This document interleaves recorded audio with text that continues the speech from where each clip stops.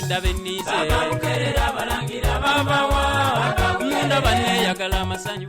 Omuwuliriza wa KY'ENSI Radio olina kye weebuuza ku buwanga bwo oba kuloga naye tumanyi lwaki bakuloga. Olina olutwe nga buli omu olunwe alusimba mu ggwe. Oyagala kudda ku lutembe lwa bajjajjaabo oba oyagala kumanya nakikwatagana ku lubaale wa kikaakyo na lwaki yagana okutereera. Tukusaba weekuumire ku KY'ENSI Radio, entabiro y'amagezi okumanya n'okutegeera. KY'ENSI Radio, enkuluze y'obwangwa n'ennono kwa buli muntu. Hello everyone, my name is Ron, and today's session we are going to look at herbal medicine. Today we are privileged, we are going to have a chance to talk to and also see one of our herbal practitioner by names of Jaja KAYONDO. He has been in this field for quite some time. He will give us his background, then he will tell us a lot about his experience in this field. I know you sent questions about herbal medicine. We shall try to utilize those questions as he talks to us, and then we shall use these questions to guide our discussion. So you are most welcome to today's session about herbal medicine. So I'm going to hand you over to Jaja KAYONDO, who is such an experienced traditional healer who has been in business for some time. And then later on, we shall also have a talk from another experienced person in this field of herbal medicine by names of Mr. Sekandi. So you are most welcome. My name's KABONA, KAYONDO, Kaumpuli, LUKUMPAGALA. But before I was called, or I was baptized the name of Christopher Daniel. Not until like 7 years back when I became a KABONA. In this priesthood journey, I dope off the name of Christopher Daniel, and I'm now KABONA KAYONDO Kaumpuli LUKUMPAGALA. I'm a Muganda by tribe, and I'm from Pologoma clan. This is one of the loyal families in Uganda. I'm someone who has ever gone to school. I did water engineering some years back, like 22 years back. I went back again, still in my journey to make my life better. I went back, I did water, electrical installation. I first did water engineering, then I went back for electrical installation. It was a certificate. I'm now 43 years. Because I'm born of 78 February 22nd. My father is late now.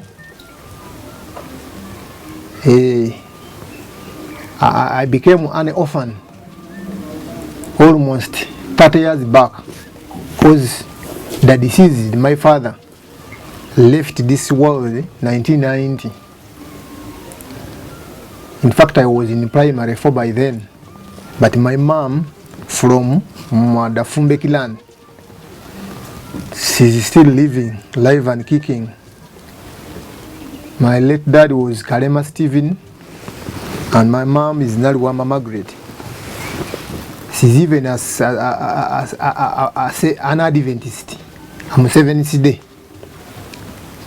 She resides there, dozens of Busika, that is Bulemezi. I am the firstborn to both in my mom and my dad. I'm the firstborn. I'm a married man as a Muganda with wives and children. we don't count children, but I have children, and some of them have grown. I was a Protestant. I have my own reasons in this journey why I slided or why I dropped what we call the paralysis of analysis. In fact, when I'm teaching to some other social medias, I dropped off from the opium of the poor, the money of human controls that I was following, the Bibles and whatever, and I came back to my own roots as a black man, because this is where I belong. In every journey, like when I take you back, I was someone who was so good at Bible. When I take you back, there is a book called Jeremiah. He was kind of called Nabi, but I am not so sure he was so. But according to what was written, he was Nabi. The chapter is 1 verse 5. It clearly says, I knew you even before you were born. I sent you, I even made you clean. So that applies directly to me, even to others who are there watching. Exactly, that is the same thing. That one who is speaking inside my body is the so-called God. We the Africans, we do believe in deities, the small gods. KAYONDO, that name is already a god. A small god in me is named KAYONDO. So, the KAYONDO who is speaking now, being a god, he was there before even my mom met my dad. So their meeting was just making the story come true. What they did, I cannot say, because in a long run or in a short run, my children might come to see this video. It's like kind of obscene if I like try to start elaborate what my mom and dad did to at least to make me stay. But all in all, yes, Jeremiah talked of it. I knew you in our journey or in my journey.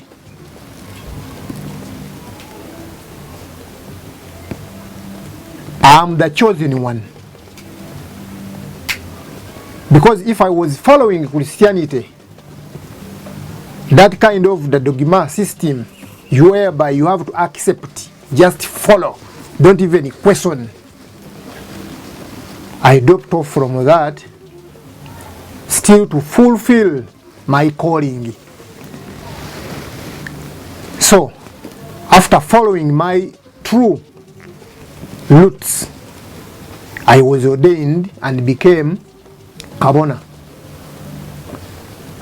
And after becoming a KABONA, there are some other things attached. I was supposed to perform. Again, to become a bishop, you might call me a bishop. Because where I'm seated now, I have a very good number of people behind me, different tribes, different cultures, that have also helped to find and to know who they are. Someone might ask, how did you become what you are?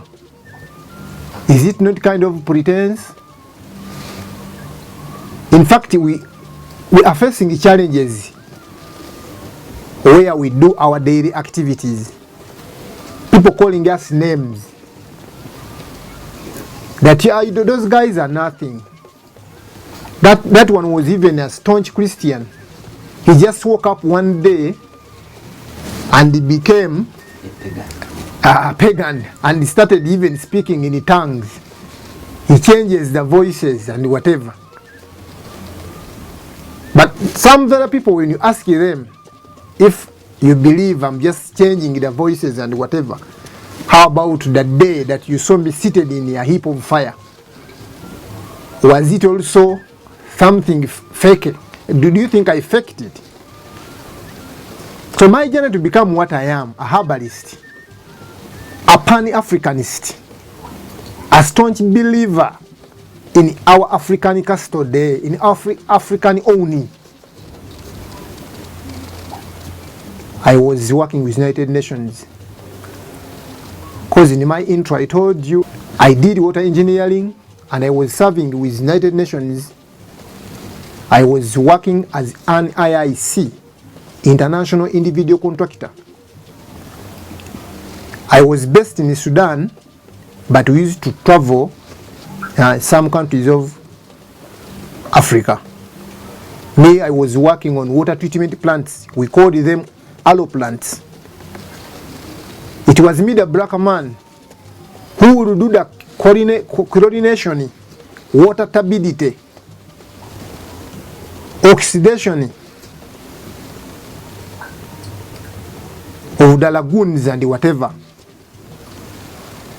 It was me, a black man, to commission as a last man that water is safe now for drinking. So I served. And it was a very good experience for me because I've worked for some good companies, but working with United Nations, it was another step ahead. I enjoyed. But I was forgetting. In fact, by the time I served with United Nations in Sudan as an IIC, I think that is the time when the ancestral spirits, my ancestors, they saw I was like leaving them back. In fact, by that time, I didn't want even anyone to tell me about anything about culture. However, I grew up knowing what culture is. Because my late Koja Luama was very good at this. I even used to see him performing so. But to be honest, I've never seen this in my family. My own family, the Mpologoma clan, I've never seen this.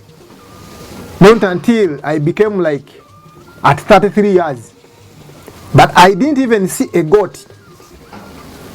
Someone even telling me that goat is for Jaja Dungo, all this and the other one. I've never seen that. But as I say, the calling is a calling.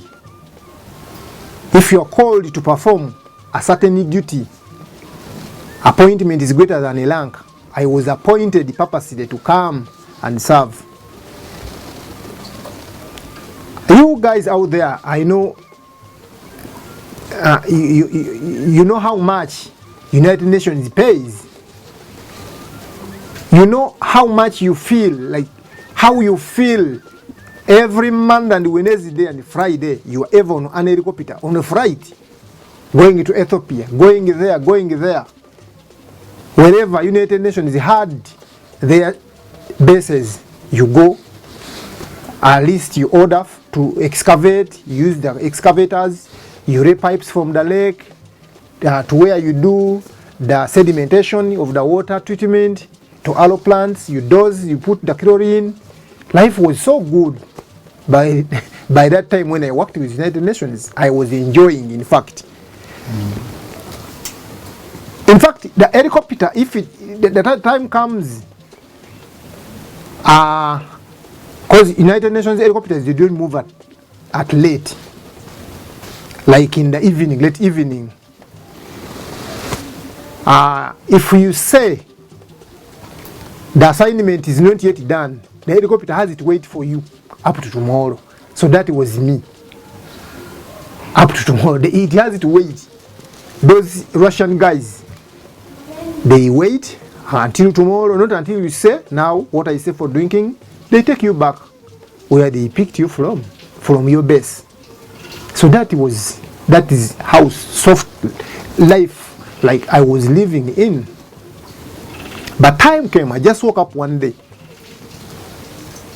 Whenever they used to tell me, now Christopher, they used to call me Christopher by then. Christopher, you have to go to, let me talk of, there is a state in Sudan called the Herbal. It's near Ethiopia. Today you are going to Herbal. You ask, my set engineer was Orlando Lucano in Herbal. You ask now, what am I going to do there? You're going to do this and this and this and this. Time came, you are given an assignment, you don't want to perform, you are even tired of the environment, you are even tired of everything. You want to go back home. About three attempts I've ever tried to, like I wanted to jump out of the helicopter on its flight. 3. But by then I was still asking what's wrong with me? What's wrong with my head? Not until I told my state engineer, Orlando Lucano, that please, I want to go back home. And I was normal.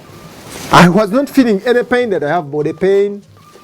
But maybe I was mentally ill, I don't know. But the state engineer, I'm coming back home. He told me, but you Africans, in fact, I have a bang I always put on here. Yeah, only that today I don't have it. But my state engineer, Orlando, he laid his hand in front of me in Sudan. He showed me a bangle he had on his hand. He told me, now you see this is called a bangle. He had a white bangle, the bracelet. He told me, you go home as an African. In fact, they were even laughing at me. They used to laugh at me because every Sunday I used to go to church. And I did classical music. I'm a keyboard player. Even the first thing to be on a flight was my keyboard, the 3-octave keyboard. I used to play keyboard very well. So every Sunday I used to play my keyboard after church. They were just laughing at me. So Orlando advised me. He told me, please, you go back home. Whenever you see me here asking for leave, all, those are leaves given to UN officials. I always go back home in my country. We have our cupboard. We have there our God. We used to go there, smear some oil, olive oil, and then come back to work. He was so open to me, like a father, because he was grown up. We used even to seek advices from him. That very day he told me, if you don't have money, let me give you money, because I know life is not easy. Have they deposited some money on your account? I told him, the problem is not money. Yes, maybe I might be having not enough, but problem is still not money. My state engineer, he pulled out 100 notes of dollars. In Sudan we use the dollars. UN they pay in dollars. He gave me 1,000. You take the money, you can enjoy. You drive the cars you want. New models. What is the problem? Why do you? Because I was so much on him, I want to go back home. I even reached the extent of banging the desk in front of him that, please, I told you I want to go back home. He told me, you are going back home? Yes. Okay, you signed the MOP. We had the computers and the dictaphones that worked only in the base. He told him, okay, you have your computer, you just print the MOP. MOP it stands for Movement of Personnel on a Flight. It indicates when you're boarding, like when you're departing and when you're coming back. I never indicated when I'm coming back. I took the MOP to him to sign. That was the state engineer, and my immediate supervisor was a Kenyan. Adam King, he was called Anthony Nduiga. They told me, please. After IIC, International Video Contractor, the next level you are becoming international. Think of the privileges you are losing. 5 children will be paid fees in the best schools of your choice in your country. You will be entitled to UN treatment, even if it needs heart transplant. You will be entitled to it. If you have a wife at home, your wife at home will be given 2,500 USD on her account every month. So you want to lose all that, because my contract was remaining only with 2 months to be promoted to international. And with international in UN, you work for 2 weeks, 4 days back home, and even the 4 days are paid for a very good money, almost $350. When you're home, they still pay you. I told them, please, if we are signing my MOP, you sign. Don't ask me when am I coming back. I want to go back home. So it was a calling. That is the story behind. I handed over. I came back. I had some good money by the time I came. Almost 150 million shillings on my account. By then it was Crane Bank. But to be honest, I cannot even tell you that money spent 6 months. Apart from doing the tiling in my sitting room and buying a 42-inch TV and a new car, by then a Spacio. It was a UAS 150K. So I can't tell even where the rest of the money. I didn't even buy any piece of land. So that was my start of this journey to the ancestral spirits, the African culture, or the African Shishata system as a Pan-Africanist. So every good life was chopped off me. Up to now where I am, I've gone through many challenges, many challenges, to the extent of even one day buying a rope and hang. You buy it, you try to climb it, you hang, then you hear voices. Same voices they tell us Moses used to hear voices in the bush. It is the same voices I also used to hear. You are going to hang, it's not the end. You cannot even hang. Okay, you do it. Because on 3 almost attempts, I even adopted that act. Not until I decided, okay, let me sit and do what they want. I had pressure, I had no money. I had pressure from my home, my wife, my children. They dropped off from school because I had no money. My family, the Ampologoma clan, most of them had become completely mad. Completely mad.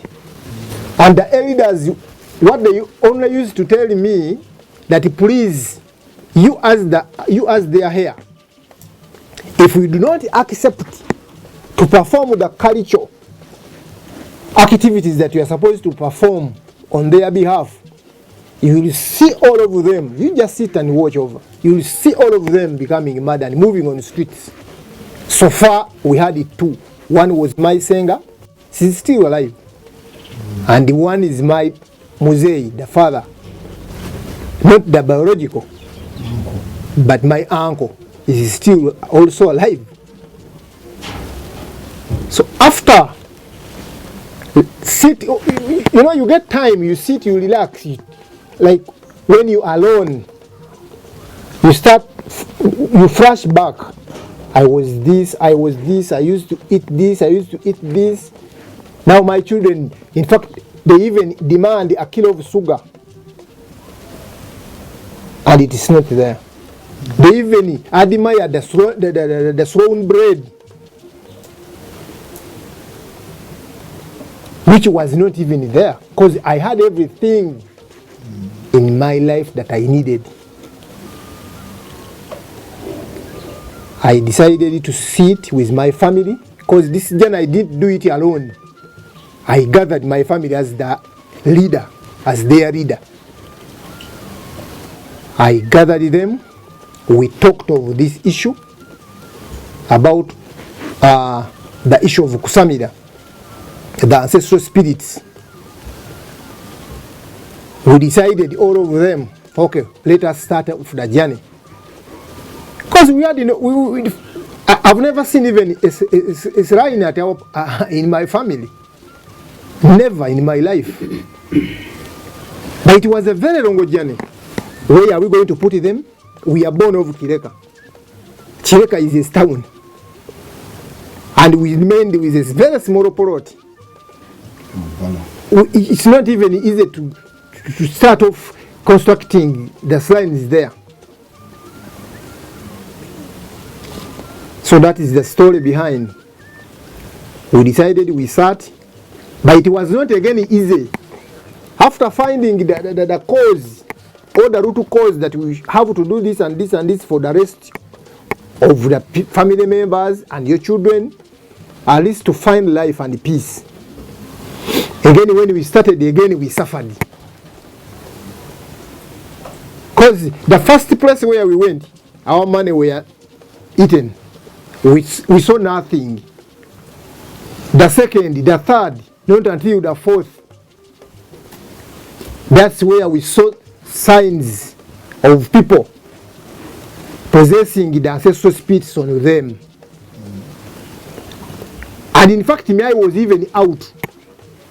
Because I first saw my 3 relatives having the ancestral spirits on them, that speaks on them, sits and speaks on them.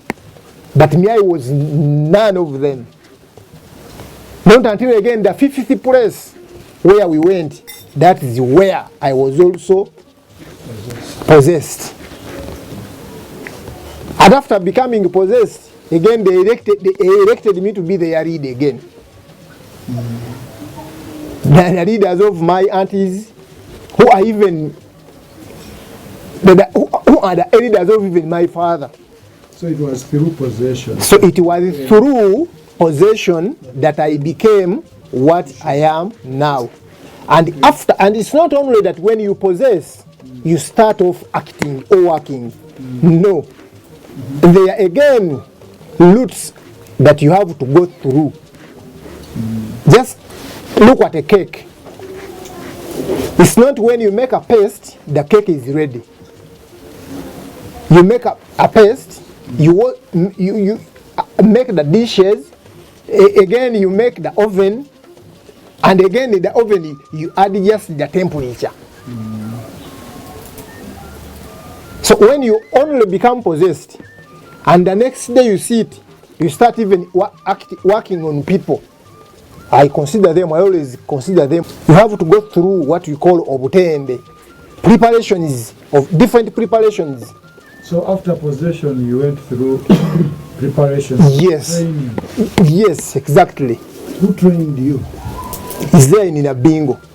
Is he also a practitioner? Yes. Okay. He's called Muonge. He's also there in Inabingo. Okay. Yes.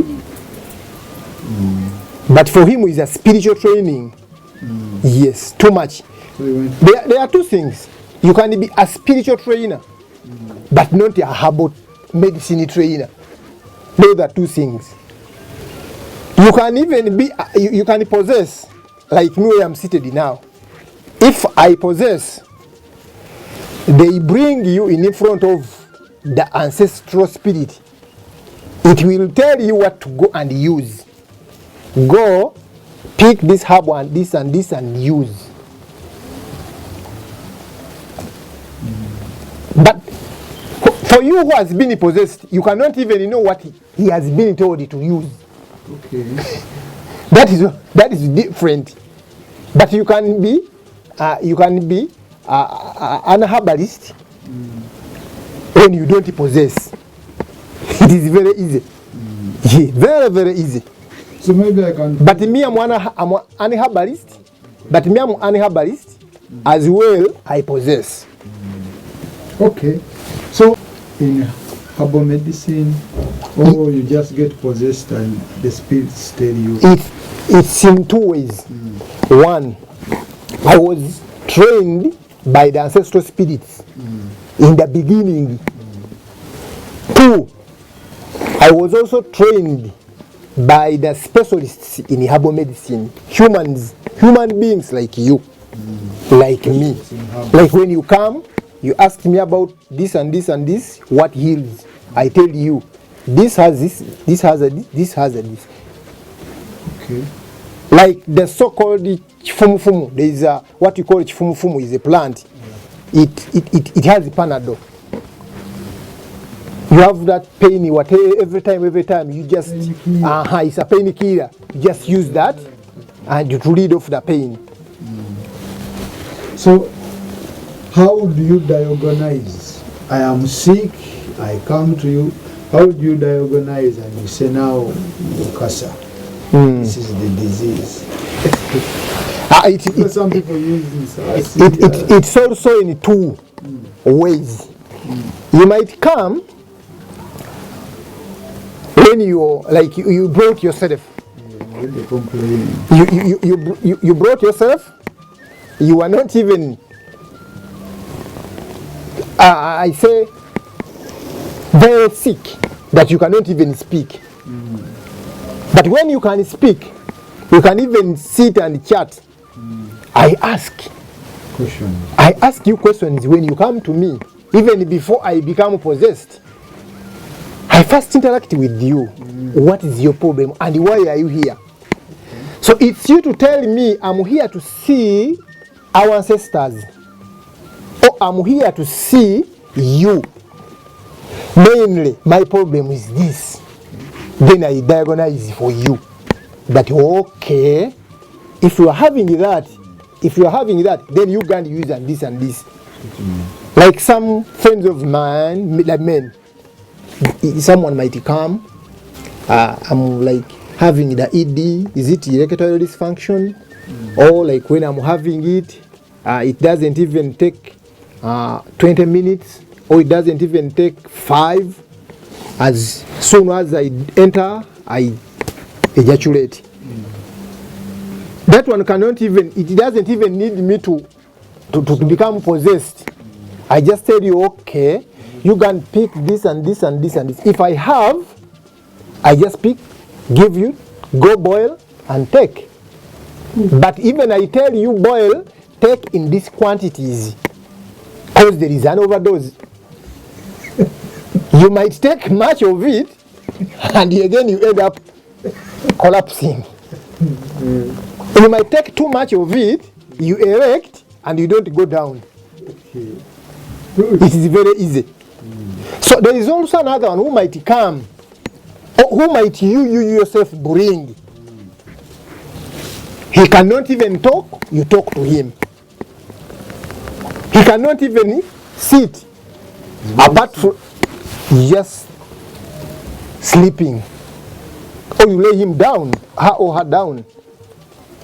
She cannot talk totally.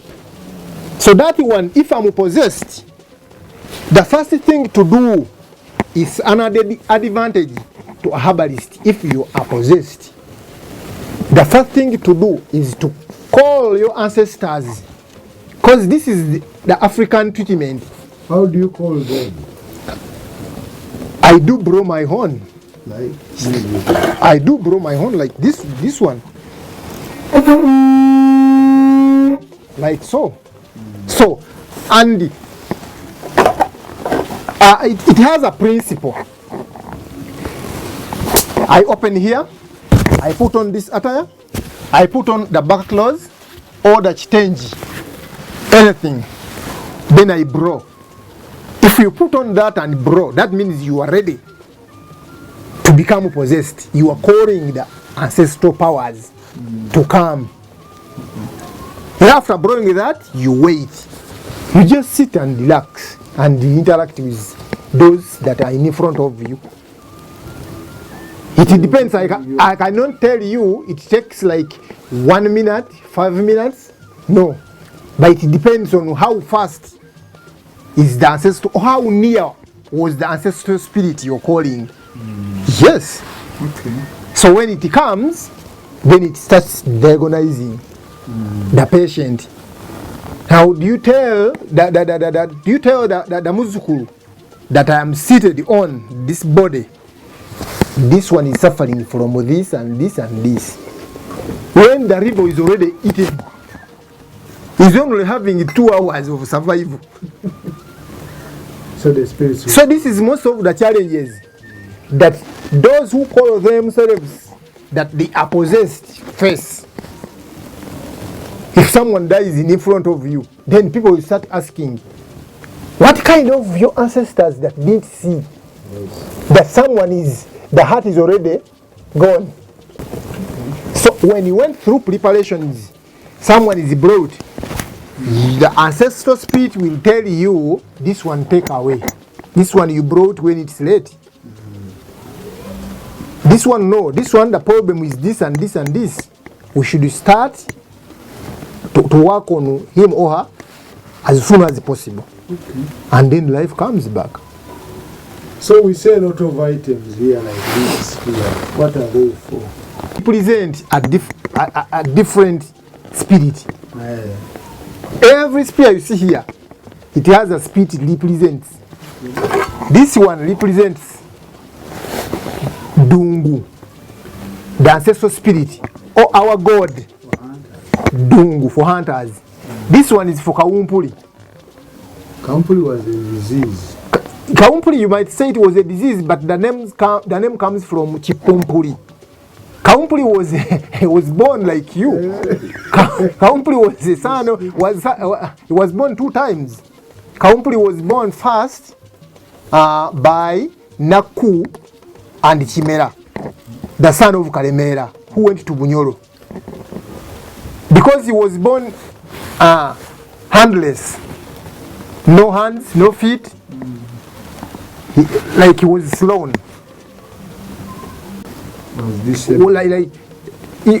The boy, Kawumpuli was disabled, but Kabaka, how do we say it? He disowned.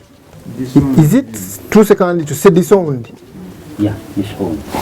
He even ordered, you can't throw him away. I don't produce Bipumpuli. So that deformed, you can say the deformed kid, but Bipumpuli. So he was thrown away. And the name Kawumpuli comes from Chipumpuli. And when you see the birth marker he had, disabled, disease. Yes, you might say Kawumpuli is a disease. So this one is for Mukasa. This one is for God of the Lake. This one is for Chiwanuka, the God of Thunder. That one who gives us the strength to elect is the owner of that power. Even here in churches, people say that that one who doesn't elect, he was knocked by a sheep. And you see how they steal our myth. Because for us, we know what is that sheep, what it does.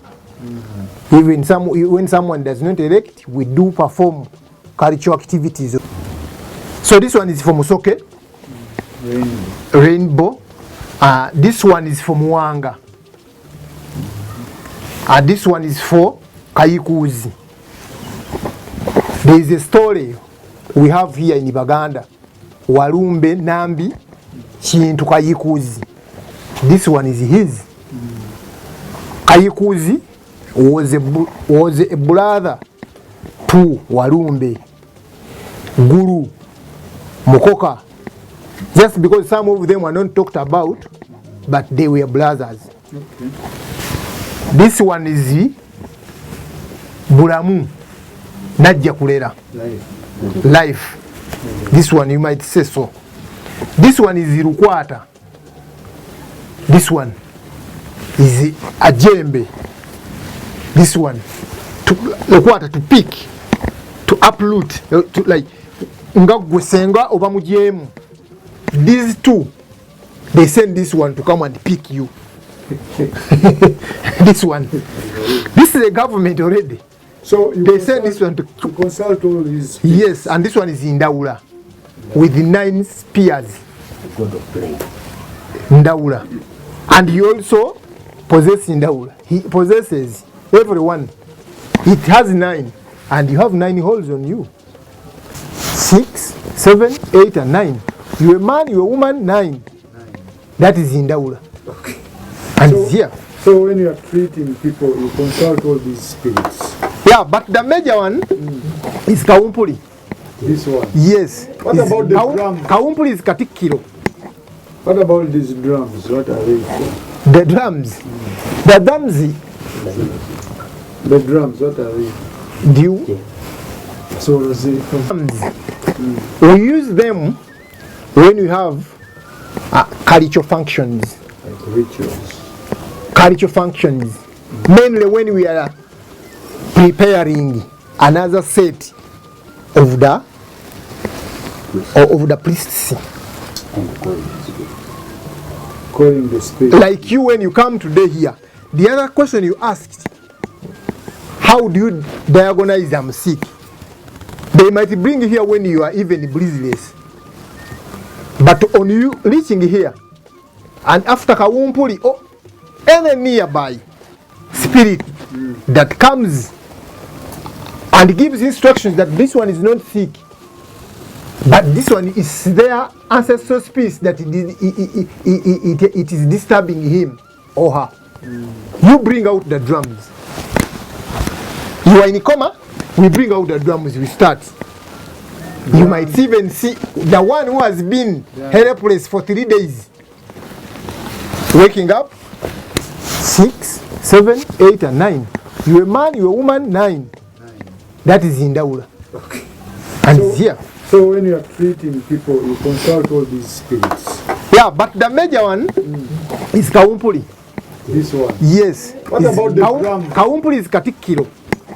What about these drums? What are they for? The drums. The drums. The drums, what are they? Due. So we use them when we have cultural functions. Like rituals. Cultural functions.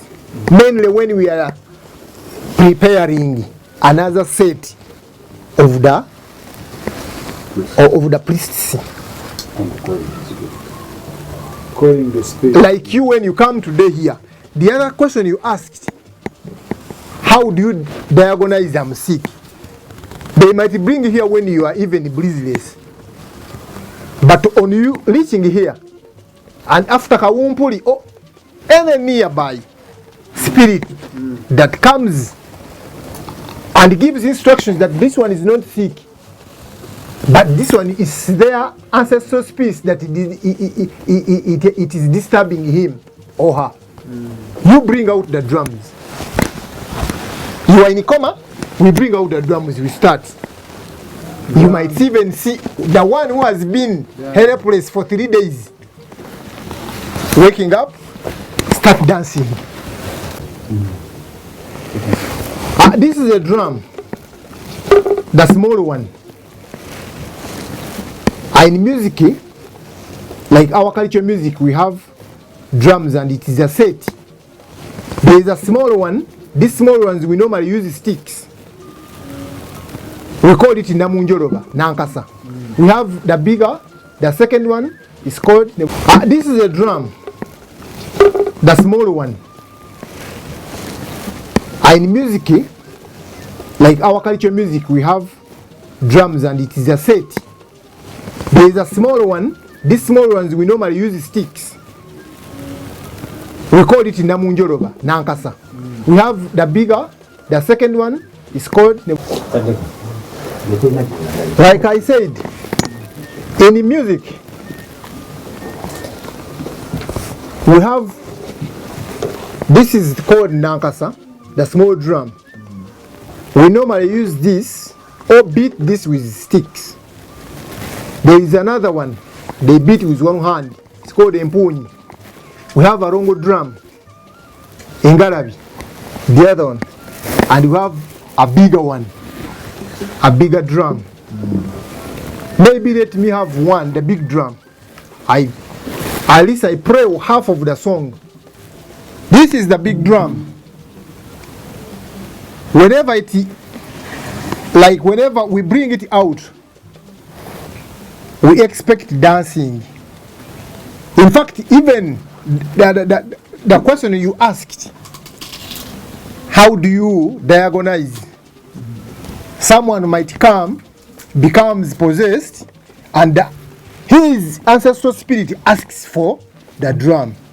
That you don't even welcome me here. You welcome me. And then we start. We start also welcoming our visitor to this place. Like, Twabalamusa fena we twalaba abagenyi, twabalamusa mama nyoge mirembe, twabalamusa fena we twalaba abagenyi, twabalamusa mama nyoge mirembe, twabalamusa mu fena we twalaba abagenyi, twabalamusa mama nyoge mirembe, twabalamusa abagenyi, twabalamusa mama tuse mirembe, twabalamusa fena we twalaba abagenyi, mwana na muli muzindalu, we wana mwana muli muzindalu, we wana kondo jajange muzindalu.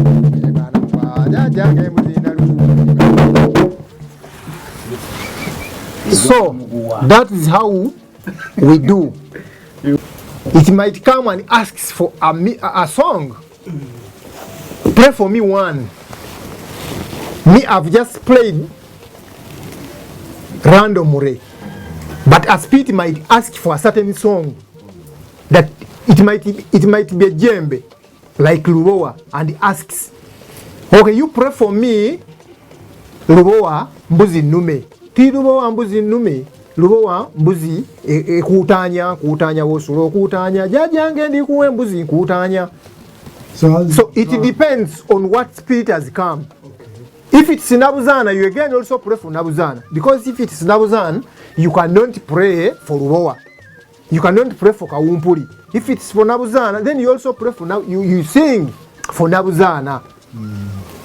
Nabuzana serula chi serula bikotolo munagega na matembe. Then you pray, you sing for the speech they want is like you. I don't think it can make you happy when you're with your woman in your bedroom and start singing songs that bear names of a different man. So it is the same thing almost to our ancestral spirits. Okay. You have to know who has come and what song to pray. Good. Yes. Quite a range of diseases. Yeah, we know you treat a range of diseases, but what are the common diseases that you usually treat? Yeah. Yes, true. In our African Shishata system, as the Pan-Africanists, we do. In fact, we even treated number of diseases. A good example, malaria. We call it musujja, gwensiri. Here people our ancestors used to treat malaria. And in fact, this system of treatment was based on families. Every family had a shrine where you go and be treated. Only that we were forced to drop and hate our very own. But every house had. Because the Supreme Being shared the powers. Not to some families, but to most of the families. Every family was given power. There is no family that was cast. They should be poor forever. They should not bear children forever. We were shared equally. But just because we tried to abandon and neglect our powers from the Supreme Being. That's why we are suffering. But we used to treat. I talked of malaria. Our grands, they used the bitter leaf, the so-called mululuza. You have an example. And we might call it omunonoza. Yeah, the mululuza we have, but it's out. We have it. That one is even in print, it's everywhere. That mululuza, when you boil the roots of mululuza, the roots, you take a half a cup, that's almost 250 mils. You take half of it by 2 a day, and you cover yourself. You will even sweat more than someone who took quinine. And by the way, when you take the roots of the bitter leaf, you even feel your skin inching. Side effects. So there is also what we call a bombo. Also it's bitter. There is what we call nakasero. It's bitter. There is also what we call kafuru. It's bitter. There is what we call entuntunu, the leaves. Very bitter when you boil them. Very bitter. So that is bitterness fighting malaria out of your body. Another one is cough. Malaria, cough. The cough. What do you use? We even talk of the so-called COVID we have now. The so-called COVID-19 we have. People used to fight cough. One, they used marijuana. You might call it cannabis. Injaga. For example, you can check in this tin. Injaga. I'm going to show you how it looks like. It is the same unjaga, the cannabis. Our grands used it to give the goats, the pigs, the cows when they were coughing. Because they used to have them, to have the small partitions at home. I used to stay with my late Jaja, Nancha. You might start hearing a goat coughing. Jaja tells you, you boil in jaga. You give the goat. The next day the goat is very fine. Very fine. It heals. So it is still this cannabis. You can also boil. Even if you're having a COVID, you boil the cannabis, you take but in a small quantity. Because if you take too much of it, according to the power it was given, it can make your memory, it can make you lose memory. So with cough, you boil, you take little. Very little, in fact like 100 mils. If a small boy, small girl, 5 years down, like 10 mils, it's enough. But I'm not talking of smoking it. I'm talking boiling and taking. If you can get cannabis oil, the extract, it's also fine. Because you are talking of herbal medicine. Herbal, that means medicine from from plants. From plants. We can use oil. On plants, you can use roots. We can use the stem. We can use the leaves. We can use the fruits. So, when you look at a plant, it has every part of a plant has different ingredients. But what we do when they take us in schools, we only study the things that do not help us. For the sake of passing, they teach you roots and they stop there. The tree has how many parts? It has roots, it has a stem, it has branches, fruits. But do you think even the Indians, the Chinese, Japanese, and whatever, for them they study even inside the roots if I boil? What ingredients is in the leaves? we are still talking about cough. You get the guava tree, the mupera, the pera. In fact, if you can, you just pick those small leaves of a guava tree. You just even chew. If you're a mature person like me, just pick, chew. It breaks the mucus in your esophagus. The mango, even if you can chop off part of it, just chew. Chew, but don't take in the hard particles. So you chew Just the bark. you chew the bark and get the water. What about the leaves? The leaves you can take in, no problem. That's why I said you take those leaves that are still young. Don't take those which are hard. Okay. Yes. Then there is a neem tree. We used to treat cough. Like I said, we had neem tree. There is a confusion here with neem tree and lemon tree. The two trees are different, very different, totally different. But you can also use lemon. You can either boil or extract the juice from lemon. But it's not wise if you are dealing with cough and you put in corrodi water or any corrodi drink. It's wise if we are dealing with cough to put in hot water and take. Because with cough we are washing off the mucus formation in the lungs, in the throat. So it's not, if you use corrodi, again you are supporting the formation of the mucus in your throat and in the lungs. So it's better to use the hot one.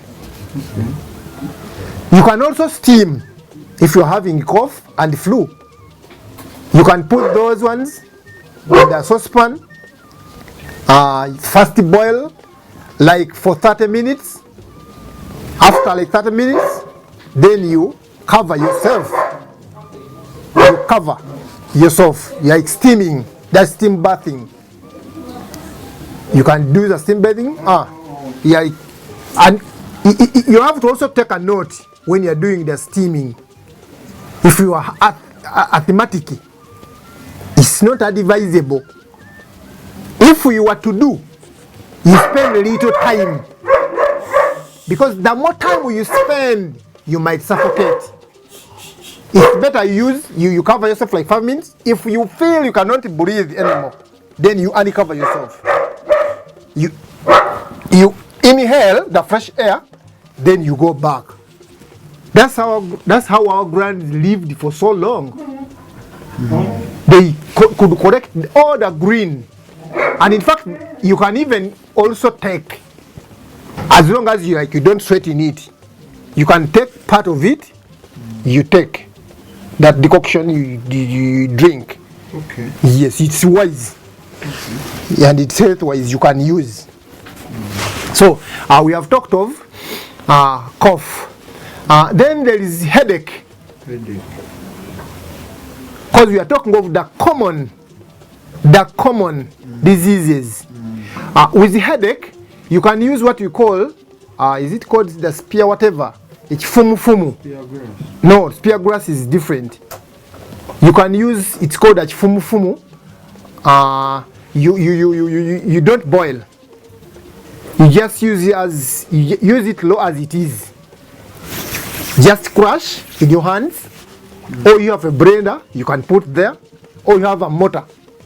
You can crush in a mortar, add water and take. For headache, it's a pain killer. If it is so strong, then you can use what we call, it's called nkikimbo. Our grands, they used to call it obugoro, or whereby you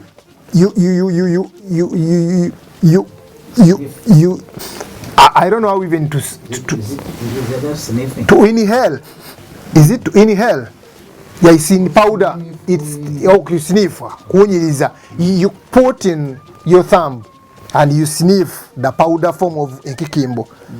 Yes, and you will start like sneezing too much. And in fact, you can also boil the ankikimbo and take. It helps on headache and it helps on cough still, even on flu. Because whenever you fall sick of flu, sometimes in most cases also headache comes. And there is also another one, common disease, stomach pain or stomach ache. Under that, we might find worms, ring, tape, and whatever. So with stomach pains, constipation, people have taken some good time without going to toilets. Someone might boil what we call chisanda. Then another one is the eardrum. We can call it corrosion in the ear. We can call it ear canal. You get the leaves of Omusambia, the flowers, those yellow flowers of Omusambia, because this is how our grannies used to do. Because of the envumbo, so much of it in the ear, so it fills up, and time comes, it's like you start not hearing very well. Blockage. There is a blockage, that's corrosion in the ear. You get those flowers of Lusambia, you put in a banana, small banana leaf. Then, yes, this is the Lusambia leaf. Then the Lusambia, this one bears yellow flowers. So you get the yellow flowers. So this is our banana leaf now. The Lusambia leaf, the Lusambia flowers you put here. After put here, you make something like a cone, like this. Then, after here, don't leave any entrance here. After this, you do like this. Then you put in fire. Under the fire, the ash. Then you give it like 10 minutes. You pull it back. Create a hole here, small one. First try it on your skin, the drop, you squeeze. If it's hot, you wait. If you feel it's not too hot, then you put in the ear. You put in your ears. You wait, then the wax will melt. Will melt. You even see it yourself. You even see it yourself. Or you can get lukewarm water. Get a pinch of salt. We are talking of blockage in the ears. Lukewarm water, a pinch of salt, and then a pinch of soda bicarbonate. You mix. Wait for it to cool down. Then after, you have nasal congestion, mucus, dust, whatever. You put in one nose. Kind of painful, but not so much. Even if you can even put in you close one nose, you put, then close both of them. Then after the leave, you'll see mucus, and that mucus just coming down. How it helps, the sodium bicarbonate, it breaks the mucus and the salt. Okay. You can also put in the ears. You put, then you like a count of 10, 1, 2, up to 10, you do this. It comes out. That's how our grands, they survived and they treated. Ears we have working very well. Flu is that salt, that mixture of salt and soda bicarb. Or even if you have salt only, because someone might ask, soda bicarb was just come. How were they doing? Salt. Just put salt in lukewarm water. Put.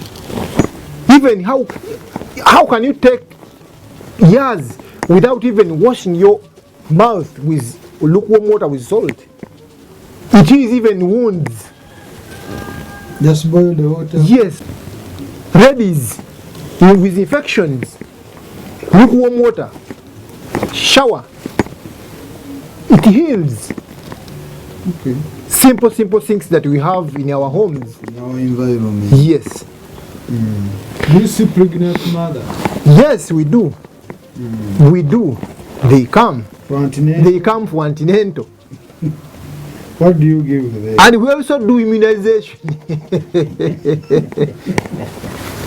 Pregnant mothers, what do you give them? Yeah, they come here. First of all, what pregnant mothers need. One, most of them, like early pregnancies, they don't want to eat. They end up having the pale skin because of they don't want to eat, and they are carrying another person in their body. So we have to give them, to put them on food that boosts them their appetite. One of them is simple. It's called omulondo. Yes. It brings appetite. Very well. It brings appetite, and even to men it brings even this. Libido. Yes. Okay. That mulondo. Someone might get them a lot, crush or pound. Then get and then get the powdered form. That powdered form, and with mulondo, that powdered form you just put in your food. Not mixing in the liquid. No, just take it. In fact, even if you have a child, they don't want to eat, do the same thing.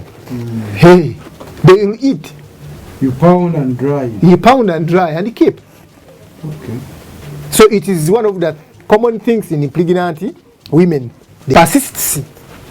You look for what we call the jirikiti, the bibajo, the parts you cut, the jirikiti. She can either chew and only suck the water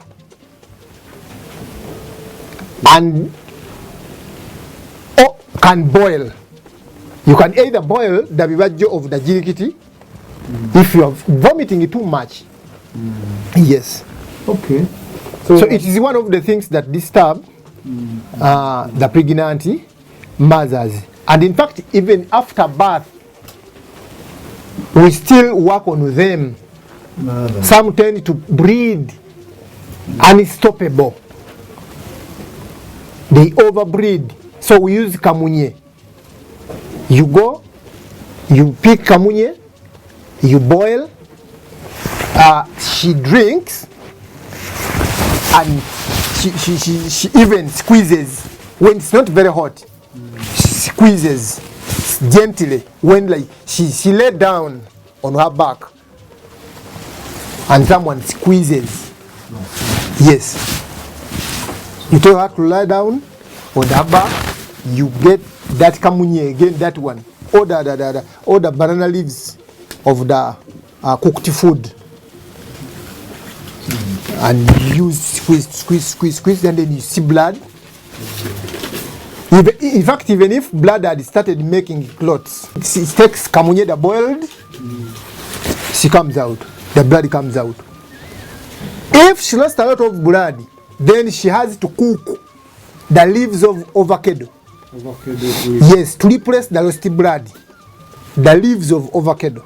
And she can put little leaves of guavas to replace the lost blood for the pregnant mothers. Yes. Okay. Now, on a good day, when you are working, how many patients do you see? On average. On average. Like how many people come for consultation or for treatment? It's in two forms. Some come, some they don't come, some call. But the number of those who call is more than those that come to visit physically. Like, in fact, for those who come, you have to you clearly know they are sick. You clearly know. If someone comes, that one is an automatic thing. That one is sick. Bad enough. Bad love. They used to call. They just call. Jaji, I'm having this and this and this. What can I do? And then you can do this and this and this, and I don't charge. As long as you call, no consultation. Consultation will depend on you. Let me send him, I healed, but I just tell you what's the problem.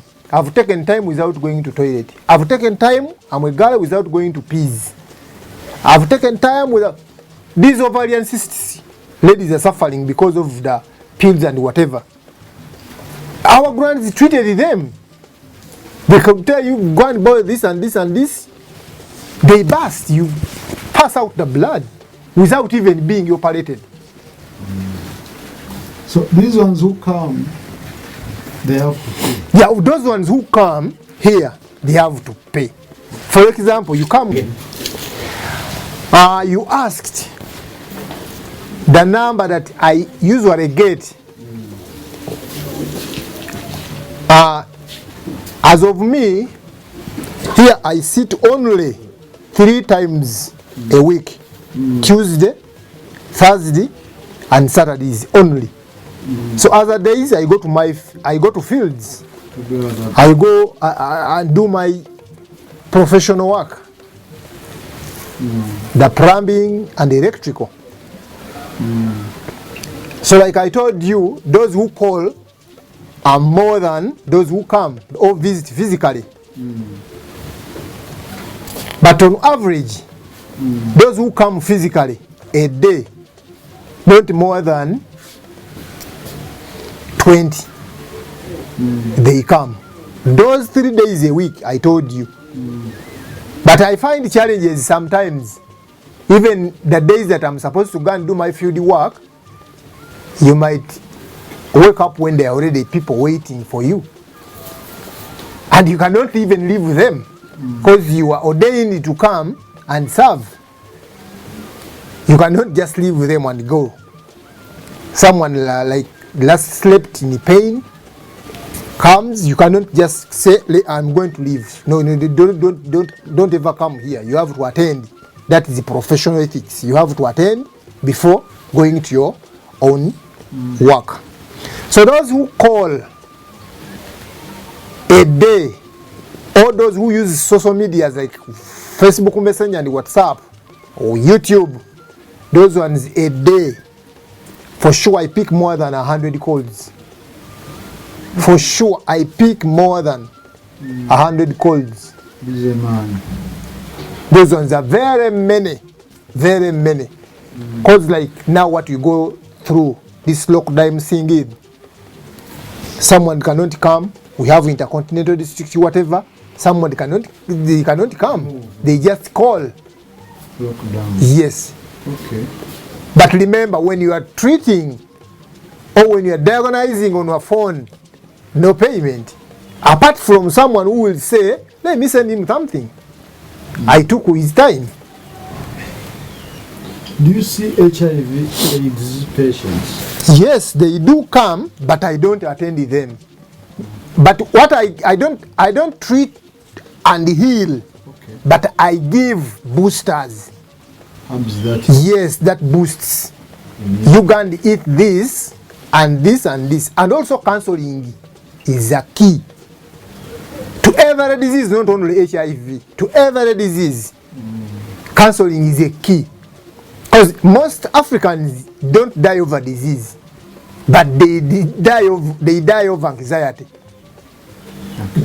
Hurry, that worry, they fear of what they even expect that might happen, and someone dies. So prevention is better. So prevention is better. than cure. So you cancel. Someone comes, in fact, before even diagonizing, someone might be brought here, is having the temporal insanity. You interact, you interrogate what is the problem, how did it start.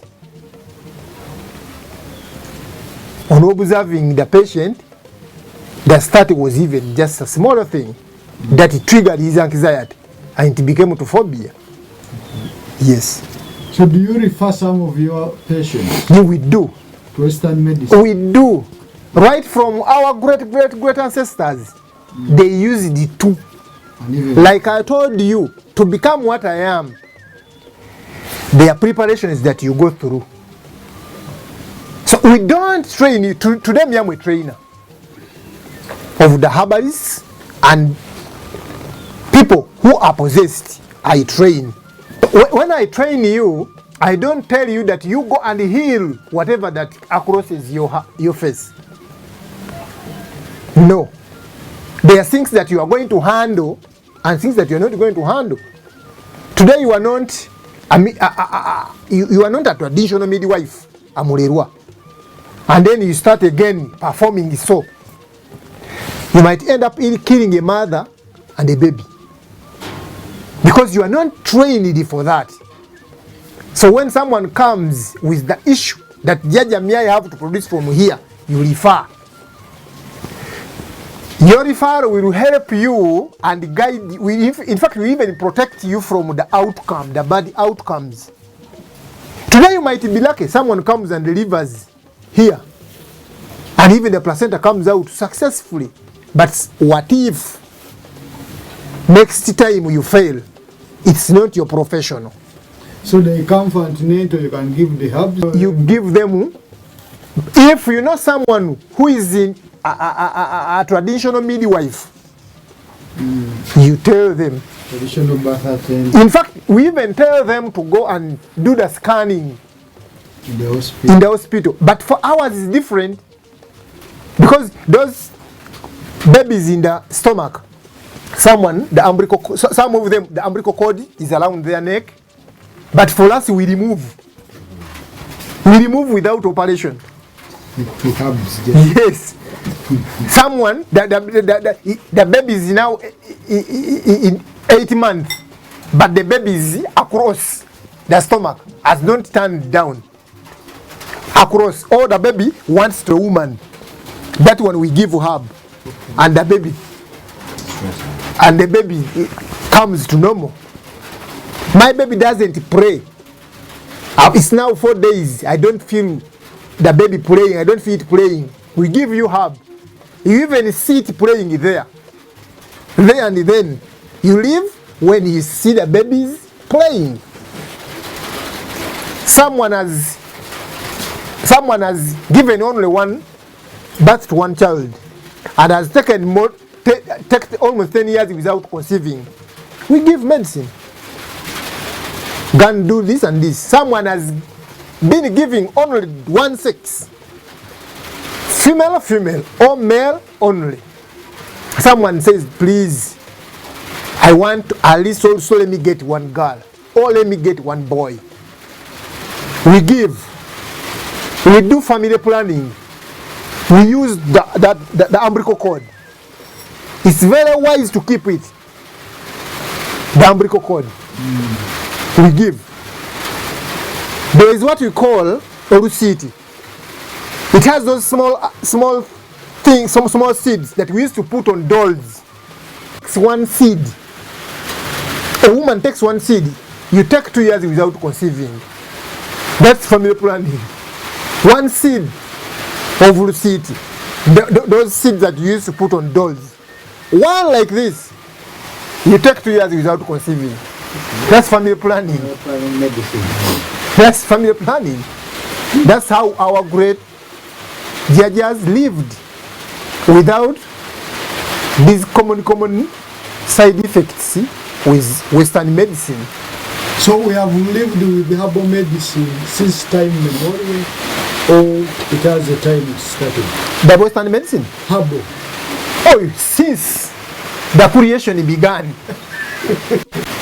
Since Now, when you ask that, you're taking me way back to the time I will start talking of, before even people started counting in 2021 years. There is what we call economic connection into nature. You, a black man, you are connected to nature direct. That's why on creation, nature was created before you, a human. You were created after, and you were given the power to use the nature and control the nature. So the great engineer, the supreme being, sent you where there is medicine that you will use. That's why that whatever it is surrounding you, as long as green, not green, it's a medicine. That has been our program for today by KABONA KAYONDO Kampuli LUKUMPAGALA Jajja. You can call me Senkuru, you can call me Bishop, because I said I do prepare the ancestral spirits in families and the herbal medicine. So I do both. It has been nice working with this team, visiting me. We shall, I think, keep on sharing with you. Share with others. Don't forget steaming. And you should not stop steaming even if COVID is in history. But steaming, at least it is so paramount.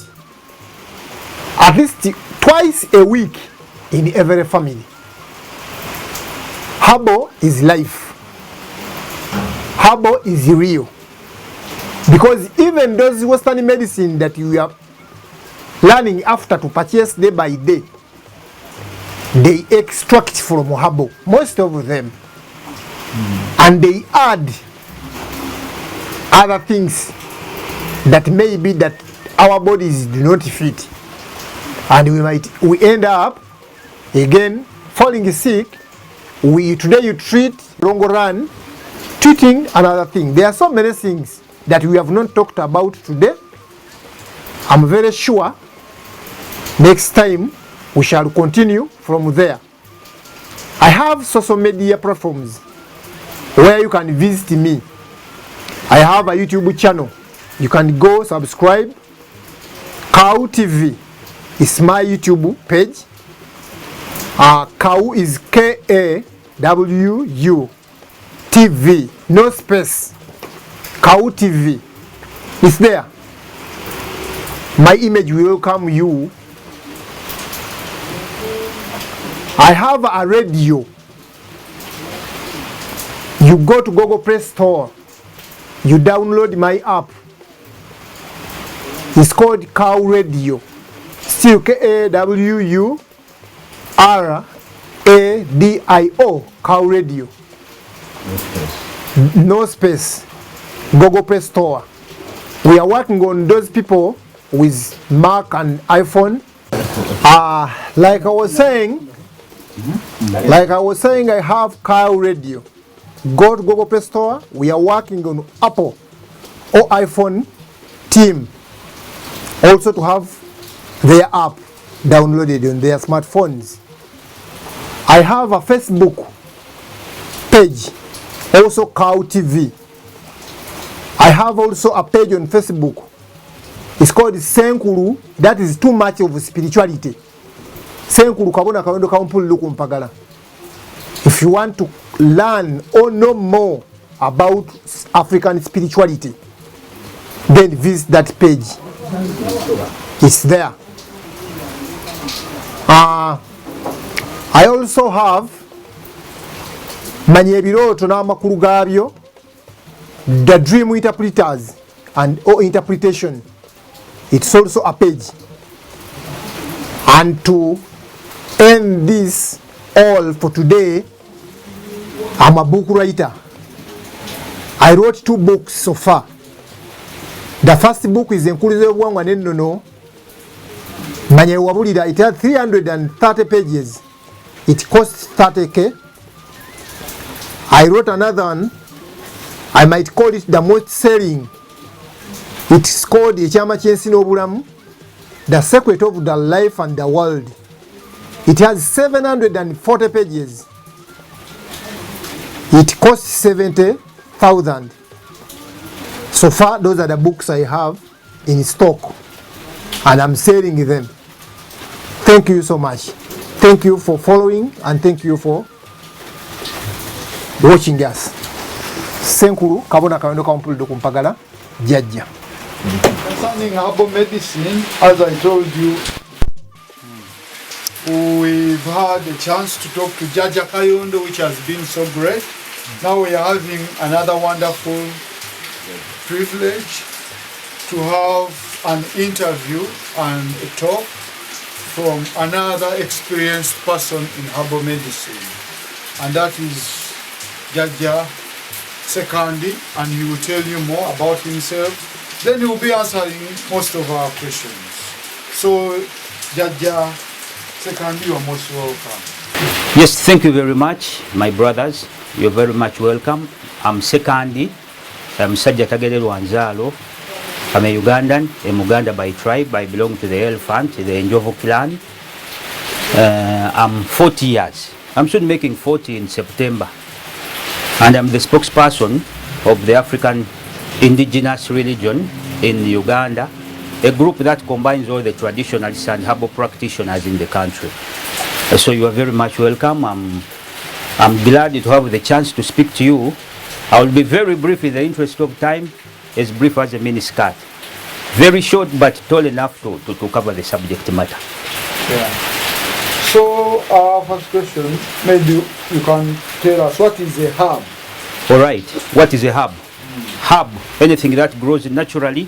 It could be a tree, it could be a plant, it could be water, things that occur naturally. And then what is medicine? Anything that heals. So the extract we get from these natural plants and trees that occurs naturally for healing diseases is what we call a herb. Even the food we eat may not seem a herb to you, but it is a herb. The extracts, apart from the food, assuming cassava, take the leaves, we use it as a herb. Sweet potatoes, we eat the sweet potato, the fruit, but the leaves are a herb. So anything that grows naturally, and we can use it to heal diseases, all cure diseases, all prevent pain, is what we call a herb, according to me. The question is, who practices herbal medicine? Surprisingly, everybody practices herbal medicine. Unfortunately, some don't even know they are practicing herbal medicine because it has been dehumanized to mean those who practice herbal medicine are uncivilized, rudimentary, uneducated, rural, but almost everybody practices herbal medicine because it occurs in very many forms. It could be in the natural way, or it could be a bit redefined in the laboratories, but at the end of the day we all practice herbal medicine. Okay. So Jaja Sekandi, how did the herbal medicine originate? Yes, how did the herbal medicine originate? It is God-given. These are plants and trees that occur naturally, but it takes knowledge and expertise to know what a tree or a plant heals. Those who do not know the expertise or the knowledge may end up missing on the good effects of the trees or the plants. But those who know what to do and to use those plants for. So herbal medicine is God-given. It occurs naturally. So what are some of the origins of herbal medicine? Origins of herbal medicine. One, for us, we've learned the herbal medicine and remedies from our forefathers. Those who came before us knew how to use these plants, and they have carried on the information and the knowledge to our forefathers, the grandfathers, to our parents, and then to us, and we are also endeavoring to carry it on to our children. But with this westernization and the dehumanization of our systems, many people are giving up traditional medicine, but at least for today, I'm very glad that COVID has woken up most people and they are resorting to natural remedies. So the origin is, to me, is we learned these much as they are God-given, but we've learned the knowledge and the expertise from those who came before us. Modern medicine. Yeah, depends on where the question, to us, the Africans. I may not give the percentage, but these two move hand in hand. In towns, and to the most educated, those who assume they are westernized, they prefer Western medicine. To the people in the villages, and those who cannot afford most of these expensive westernized medicines, herbal medicine is, so it is actually balanced. There is herbal, and actually today most people have now resorted to herbal medicine because it has lesser effects compared to the westernized medicines. Do people typically buy herbal medicines or make their own? Do people buy or make their own? It is two-way. Some people, especially in towns and semi-urban areas, can no longer have access to these herbs. Forests have been cleared. Most of the herbs have been sprayed by most farmers and the land purchased, so they cannot make their own. Those in the villages, however, have a chance that the trees are readily available. However, even those in the villages, some do not have the expertise and the knowledge of these trees and plants. So some buy, some do make their own. Particularly, I could give an example as me. I buy a little, but most, because I know I go to the bush and collect. And as I speak, there are some here, so I can easily chew and make my own. So it is a two-way. Those who can make it visit the forests, but the bushes are disappearing. During this COVID era, did people make most people? I used to see some people going in the bush. Yes, that's why I told you that COVID has helped us a lot, because it has made people go back to nature. You get it? This is the African basil, the basil tea. Locally it is called omujaja. So if your stomach is bulging, there's a lot of gas and you think you're growing fat, my brother, you're not growing fat, it is gas. You better chew the African basil. This is already washed for demonstration, so once you pick it, please wash it for hygiene purposes. However, if you cannot chew, then boil it and take it. In Africa, we use it as a spice, a tea spice. So the children usually take it every day. We take it normally. As we grow up, we take it every day on tea as a spice. But it's very good if your stomach is bulging, and very many other complications. You know, this is a very large topic, a very bigger topic that may not require the shortest time of possible. But for purposes of this interview, we can use the shortest time possible. Maybe in future, when we have a lot of time, we can sit and discuss these things in detail, and we show you plant by plant and the medicinal effects and the preparation and the side effects, if there are any, though herbal medicine has rare side effects if properly used and taken. So what are the common uses for herbal medicine? Like, when do people usually use herbal medicine? All right, as I told you, many people have been misinformed. We should be taking these herbs because most of them are even plants we eat every day. But because of the misinformation and the demonization of these plants, very many people fear to take them. The Christians will say that is satanic.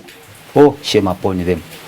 Because these are God-given plants, they are not satanic. So, in the instance where they should be using them every day, people have become so reluctant. They only use them when they have ailments. So, most people take these herbal medicines when they feel pain, when they feel sick. But some of us, like me, I take them on a daily basis once I get the chance, just as I've been chewing the African basil tea. We have the bitter leaf, very, very, very bitter, but I usually chew it. These are true fright, and I would have demonstrated with one of them, but they are so weak to chew them. But personally, I do chew. But most people usually take it when they feel the ailments. But we should use them daily. If properly used, they treat and prevent diseases, which I would encourage everybody to use. Readily available in the bushes, not very expensive, and very easy to prepare. So what are some of the advantages or the disadvantages when you use herbs compared to using these pharmaceutical? Okay, advantages, the first, readily available. God given, it is readily available in the bushes. Even the food and plants you purchase in the towns, other parts can be used for as part of herbal medicine. Let me give you an example of bananas, what we call matoke, the peelings, the green peelings, dry them up.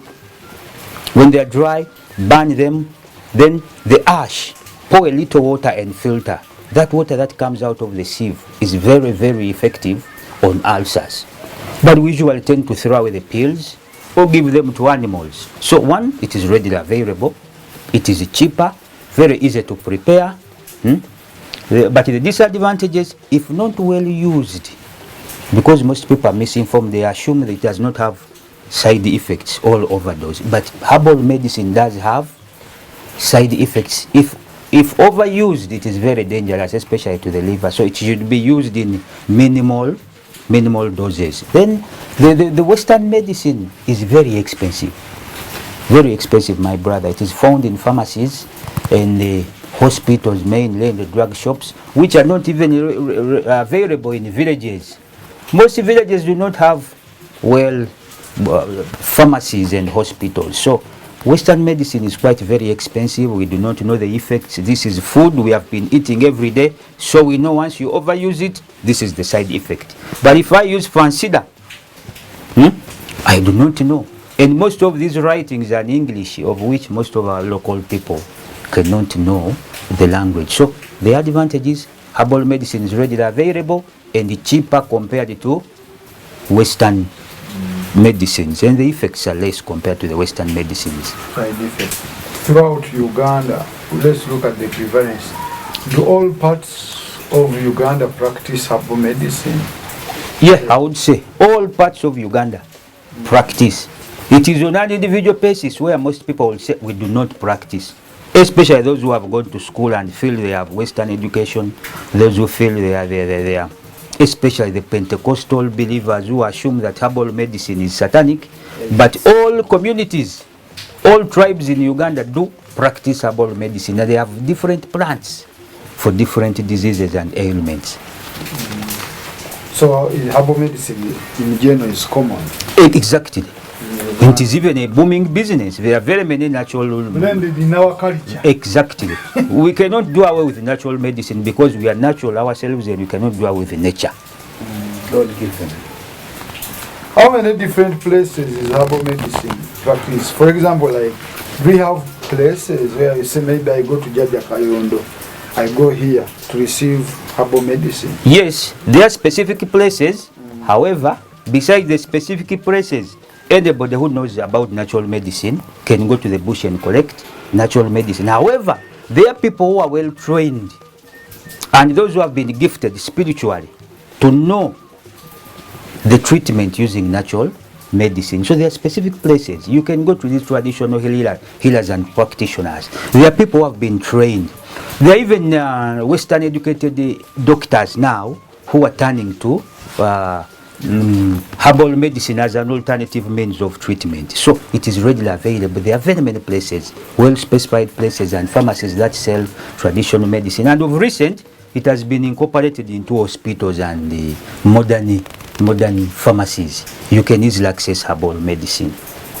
Trained doctor who is busy doing a lot of research in alternative medicine and herbal medicine. And of recent, aloe vera was being a bit modernized and made into tablets, into capsules. I've taken a few, I've seen a few, where aloe vera is, instead of boiling and taking it in a crude way, so they are now making capsules and tablets. So it is readily available. Okay. So let's talk about the traditional practitioners. Satisfactions to become a provider in this field, and what is the scope of practice? Okay. Certification, the government has bodies that govern and control these traditional practitioners. Okay, they are bodies whereby you must register if you want to take it up as a business. However, there are some of us who know the remedies naturally. I do not need to take it up as a business, but I know the remedy. You're suffering from this, please simply mix this and take. So I could easily be of good use to you, but I'm not certified. So they are certified practitioners. However, once they are practitioners, it does not rule out of fake practitioners. People who are taking it up as a business, but they're actually not qualified. Yeah. Okay. Good. So is herbal medicine widely practiced? Is it still in its traditional or it has been modernized? Okay. To a greater extent, it has been modernized. To a greater extent. In the days back, we could simply harvest the plant, boil it, and take it. Or if it is chewing, get the leaves and chew, as I did. Today, they are now preservatives. They boil, pack it in bottles or packages for a future use. So it has been modernized. It's been modernized to make it better and find out the side effects. What are the side effects? What is if I take it in a full dose, what could be the side effect? So it is being modernized. However, it does not rule out that there are people in villages who still take it the crude way. But to a large extent, it has been modernized. It has been modernized. Yeah. The preparation, the preservation, you know. Yeah. The research itself about the medicine, you may find we assume it cures one disease, but when research is done, it cures more. If it is researched more, if you combine it with another, it is more effective than using it alone. So how does herbal medicine play a role in the overall health of the city of Mukono or the entire town? How does it play a role? One, as we've said, most people use it, and it is quite cheaper. So the rate of disease infections and a lot of money that would be spent on treatment has been reduced. That is one thing. You get it. So basically that's what I would say. It is helping in line with the Western medicines, but since it is quite cheaper, so we tend sometimes to spend less. We spend less, but however, it is becoming rare because it is becoming more of an urban center, so the trees and forests are being cleared. So herbal medicine is effective.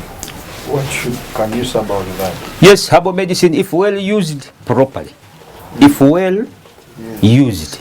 Do not assume this cures this without any knowledge. Simply go and boil leaves and begin taking. You do not know the quantity, you do not know the chemical element, you do not know which trees to mix, because there are trees, most of them may be medicinal, but once you mix them up, then the two become very dangerous. But once you know how to use it, or if you go to qualified and certified medical practitioners, herbal medicine is very, very effective.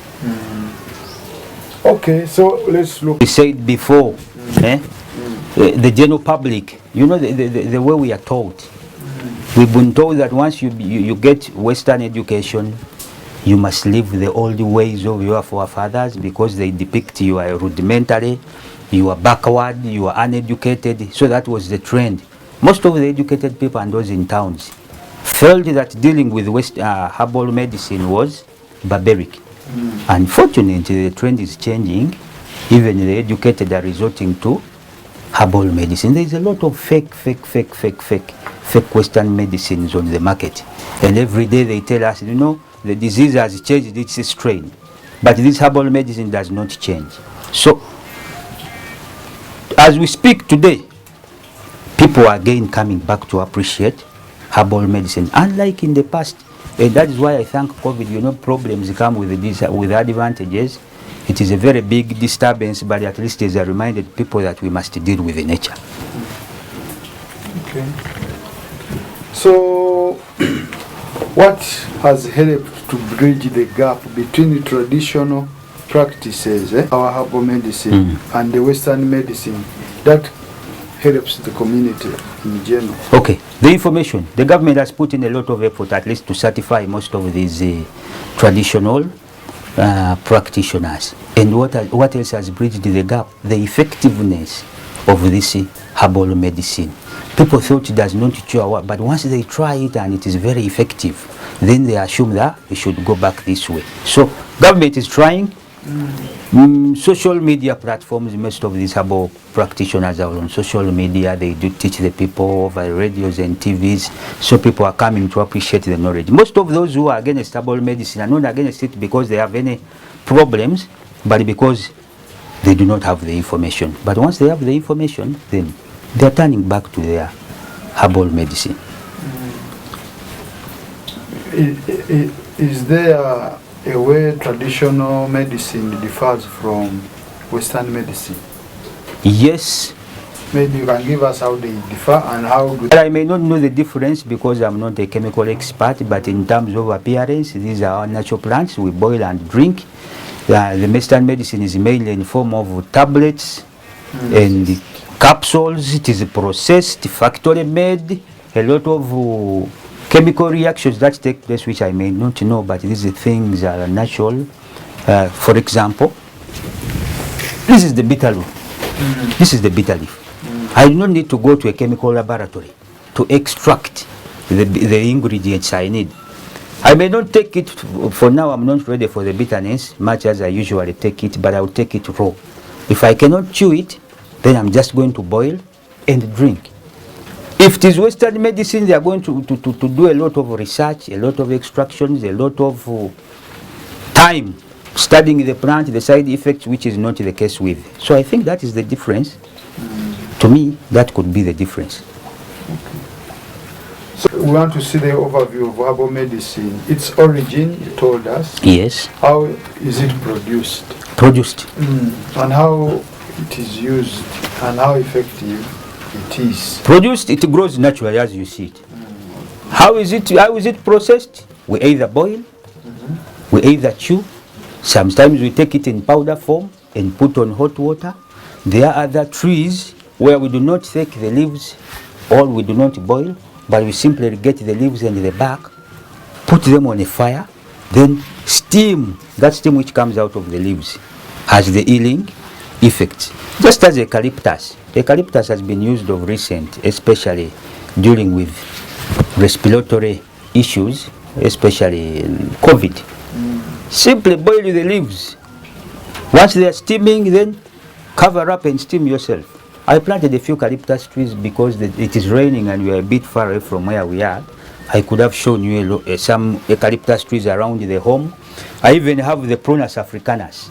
Very effective. It is being depreciated by these Westerners because it is very effective on this cancer. What is it called? This male cancer.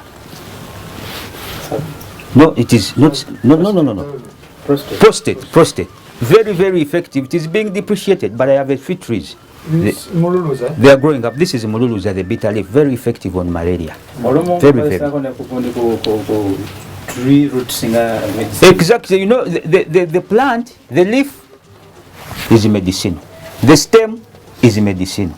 The roots are medicinal, and the fruit itself. But to some trees, the fruit may be very poisonous, but the leaves are very effective. That is why we call for knowledge. Before you use anything, you must have prior knowledge to a particular tree. Don't simply see me taking the leaves, chewing them.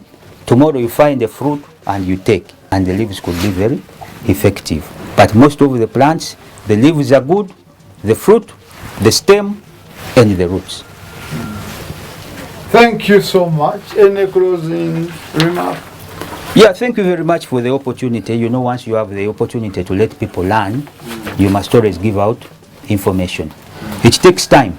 It takes time for people to appreciate these things, because the time you take to disremember is equally equivalent to the time you need to remember. It's been very many years once people forgot this. But you're not going to take a lot of the time equivalent to what they took. With these platforms and the chances you give us to give out information, I'm sure in the nearest future possible, people are going to appreciate and learn that nature is the best way to go. Let's appreciate nature, let's keep the environment, let's use less of these Western herbs, Western medicines actually. Let's appreciate our own. We can only develop if we improve on our own. Once we improve on our own, we shall be better. So nature is the best way to go. Let's protect and preserve it. If we can, then I know you too can. Thank you very much. Omuwuliriza wa KY'ENSI Radio, olina kye weebuuza ku buwanga bwo. Bakuloga naye tumanyi lwaki bakuloga. Olina olutwe nga buli omu olunwe alusimba mu ggwe. Oyagala kudda ku lutembe lwa bajjajjaabo, oba oyagala kumanya nakikwatagana ku lubaale wa kika kyo, na lwaki yagaana okutereera. Tukusaba weekuumire ku KY'ENSI Radio, entabiro y'amagezi okumanya n'okutegeera. KY'ENSI Radio, enkuluze y'obwanga n'ennono kwa buli muntu.